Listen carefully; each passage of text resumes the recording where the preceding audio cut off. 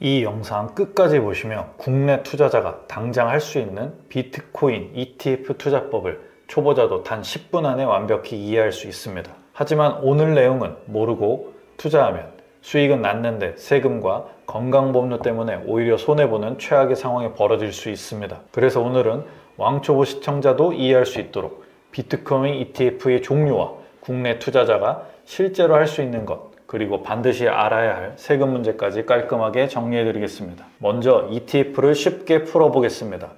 ETF는 주식처럼 사고 팔 수 있는 바구니라고 보시면 됩니다. 예를 들어 여러 기업 주식을 하나씩 직접 사는 대신 그 기업들을 묶어놓은 바구니 하나를 ETF라는 형태로 사는 거죠.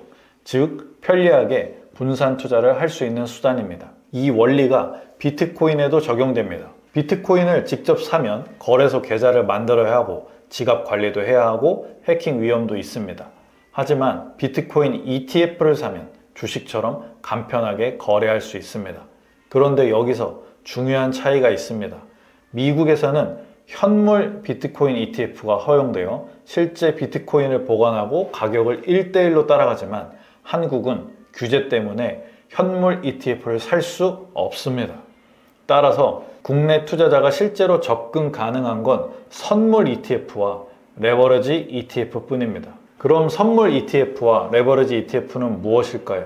먼저 선물 ETF, 대표적으로 BITO라는 상품이 있습니다. 이건 시카고 상품거래소 CME에서 거래되는 비트코인 선물 가격을 따라갑니다. 비트코인이 오르면 같이 오르고 내리면 같이 내립니다.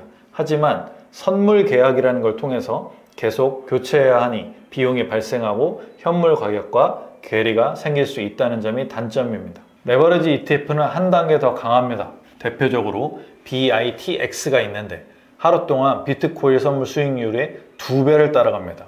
비트코인이 하루에 5% 오르면 이 ETF는 10% 오르는 시기죠.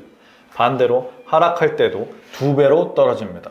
게다가 하루 단위로만 2배로 보장하기 때문에 장기로 보유하면 수익률이 왜곡되는 문제가 있습니다. 따라서 단기 트레이딩용으로만 적합하고 장기 투자에는 맞지 않습니다. 이제 세금을 보겠습니다. 비트코인 ETF는 구조가 단순하지 않습니다.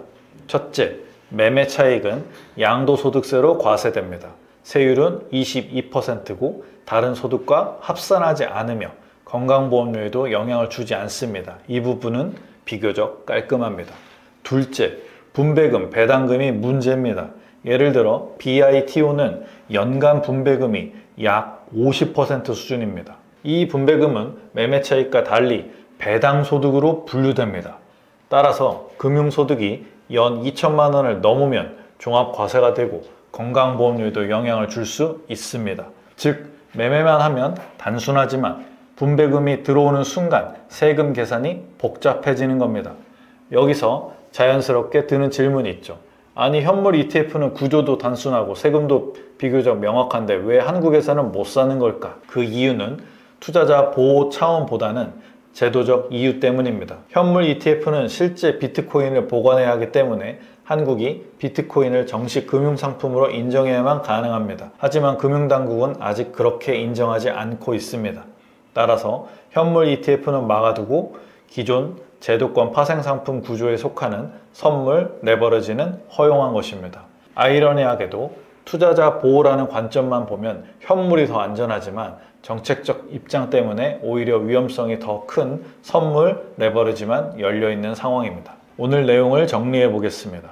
국내 투자자는 미국에 상장된 현물 비트코인 ETF는 투자할 수 없습니다.